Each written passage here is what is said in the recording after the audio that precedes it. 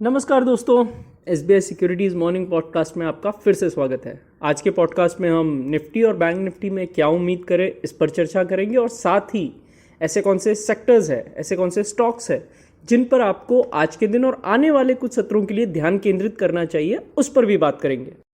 Friends, फरवरी के लिए price action को समझें तो फरवरी के अधिकांश भाग में कमज़ोर गति के बाद हमने लास्ट 3-4 सत्रों में देखा है कि इंडेक्स में एक बहुत अच्छा रीबाउंड नीचे के लेवल से देखने को मिला है।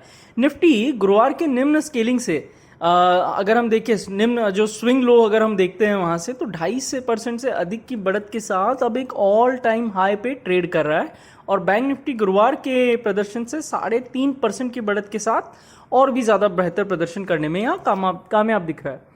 कुल मिलाकर अगर हम देखें तो निचले स्तरों से बाजार में जो रैली हुई है उसमें प्रमुख जो सपोर्ट रहा है वो बैंकिंग, मेटल्स, इसी के साथ साथ NBFC, CPSC, realty, oil and gas, cement, overall जो सेक्टर्स हैं उनका रहा। हालांकि यहाँ पे आईटी और फार्मा थोड़े से हम मानते हैं कि रिलेटिवली अंडर परफॉर्म करते हुए नजर आए। अगर हम डॉलर इंडेक्स को देखें तो वह गिरकर 103.88 के स्तर पर आ गया। वहीं 10 वर्षीय जो बॉन्ड यील्ड है फ्रेंड्स, वो 4.20 के लेवल पे स्थिर है।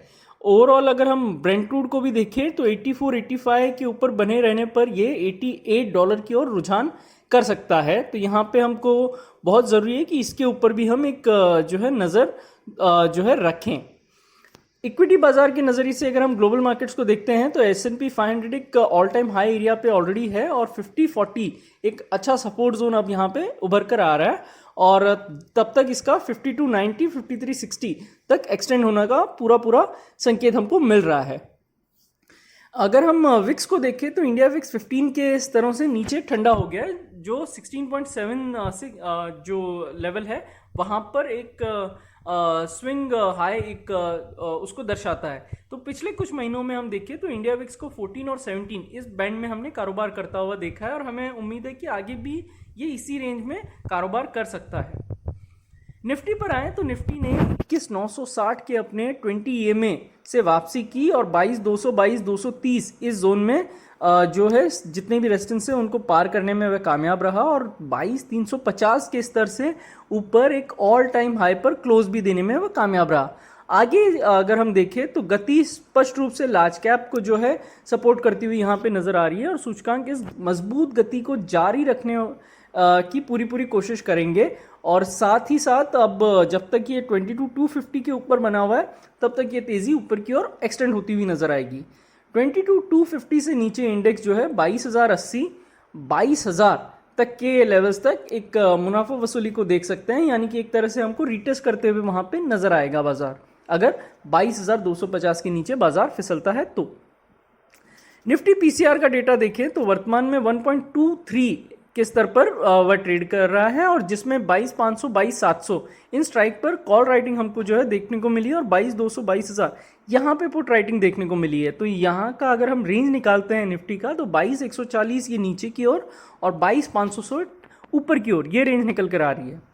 बैंकिंग इंडेक्स में अगर हम देखें तो ओवरऑल एक्सिस और आईसीआईसीआई बैंक इनके मजबूत प्रदर्शन के साथ साथ पीएसयू बैंकों के उत्कृष्ट जो है समर्थन के साथ बैंक निफ्टी भी आगे बढ़ते हुए नजर आ रहा है और यहाँ पर भी जो तेजी है वो बढ़ती हुई हमको नजर आ सकती है। सपोर्ट्स की बात करें तो 46,800, 46,900 के आसपास सपोर्ट मिलने की संभावना है और 48,000, 48,100 के आसपास हम बैंक निफ्टी को ऊपर की तरफ गति करते हुए देख सकते हैं।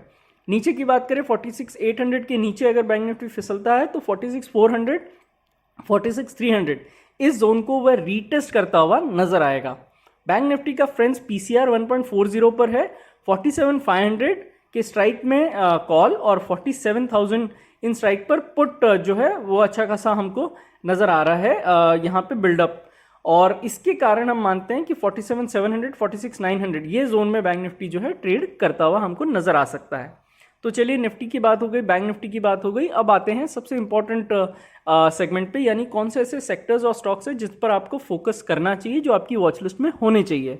तो banking, realty, oil and gas, cement, metal, PSU bank in sectors ने बहुत ही बेहतरीन प्रदर्शन जो है वो दिखाया है।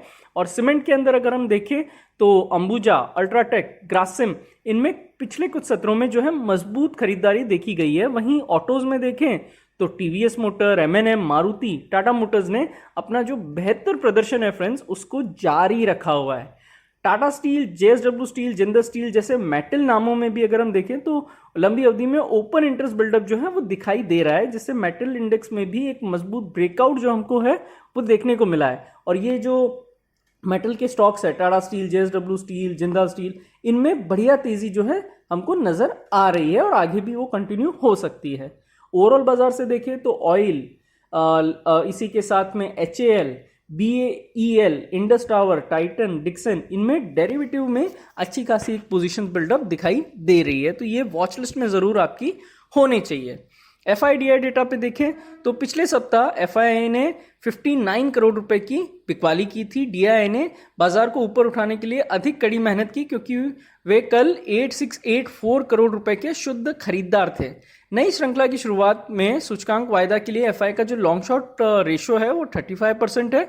और यह देखना वास्तव में दिलचस्प होगा कि मौजूदा गति के साथ साथ ये अनुपात जो है, यानी ये रेशो जो है वो कैसे बदलता हुआ हमें नजर आता है। तो फ्रेंड्स, आज के पॉडकास्ट के लिए बस इतना ही। हमारे पॉडकास्ट को नियमित रूप से सुनने के लिए आपका बहुत बहुत धन्यवाद। Investment in securities market are subject to market risks. Read all the related documents carefully before investing.